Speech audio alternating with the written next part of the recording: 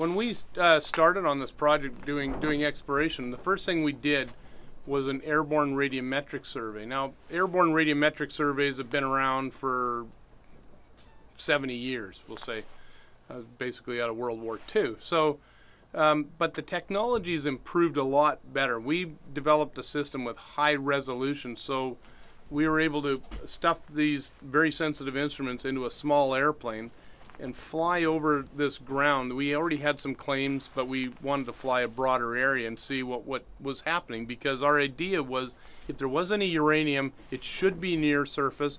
If it's near surface, it should be able to be picked up by a radiometric survey, and we had this detail. So we flew the area and found an incredible anomaly there. It was really bright, large red zone that we were very keen to followed up on the ground prospecting, and they turned into, you could see from the survey to the ground prospecting, it was the same piece of material, and it was high-grade uranium pitch blende boulders. We knew then at that point that there was a high-grade deposit likely somewhere in the area. Once we knew where the boulders were, we did geophysics in order to get an image of the subsurface geology and looking for structural features and conductive features. So you're looking for fault zones and graphite, because those are the common elements to high-grade uranium. There's no surface exposure. Everything's buried underneath an overburdened cover, so we have to do imaging to look and see what the geology is telling us below the surface. That's what we did. We saw a nice big conductive trend leading off of the boulder field out towards Patterson Lake and beyond. So we did EM geophysics, and the other thing that we did before we started drilling as well, we did a radon survey on Patterson Lake itself, with the idea that well, first of all, radon's a gas given off by uranium. So if it's close enough to surface, you can actually track that gas down to the source, and that's what we did. So we saw big radon anomalies on Patterson Lake. That allowed us to step out drilling there and hit high grade right where the radon anomalies were. So there was at least 2 or 3 innovative ideas that we did on this project that you know, some of it was old technology that got a lot better. Some of it was just plain old first time that we ever tried something, just thought, well, this may be effective, and it was. This is a really good deposit because we were able to apply a lot of these techniques and find the uranium because it's near surface, and that's what really sets it apart. So, you know, once the discovery happened in 2011, we were able to, you know, find it with drilling. Then you're really off to the races. Now it's just a matter of following up with subsequent drill holes. If you go back to the boulder field analogy or the story, and we have that conductive trend that we traced from the boulder field all the way up to Patterson Lake and even past, and we know that it continues on for another 10 or 15 kilometers, even up to the northeast.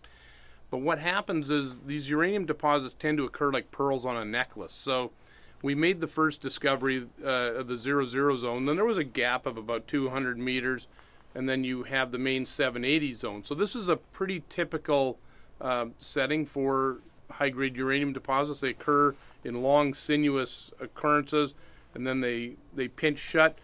They go a little further, they open up again and pinch shut. So that's that kind of a pearl on a necklace is our analogy for it. Well, we found those ones, the 00, the 780, back in 2013 and 14. And a couple of years ago, we thought, well, let's go the other way. We'll go west on land and see what's happening out there. So we did the same thing, looked for uranium on that same trend going west towards the boulder field. That led to the discovery, first of all, the 840 west zone, another, you know, it was about almost 600 meters west of what we had known before. And now we've found that the 1515 zone that was found this winter is another occurrence of high grade along this conductive trend as we go to the south. Now we believe that there's a chance that these things could connect and that the gaps would be much smaller. So that's really what part of the drilling that we're doing this summer is to expand that known zone, see how long it's going to take us. Does it merge into the 840 zone? It may not. This is really what we're up against, but it's the same conductive trend. It's just occurrences of high-grade mineralization along it. So the setting in the 1515 is exactly the same as the 00, it's the exact same as the 780. They're all very similar in what they look like, the rocks are hosted in, and even the grade for that matter. So with this discovery, it was the first major deposit outside of the basin in the western you know, southwestern part of the Athabasca basin, and it's a basement-hosted deposit. Now there's others that have been found since. NextGen have their Arrow deposit a little further on trend to us. The Pierpoint Cameco Areva joint venture have also made a discovery along the same conductive trend called the Spitfire Zone.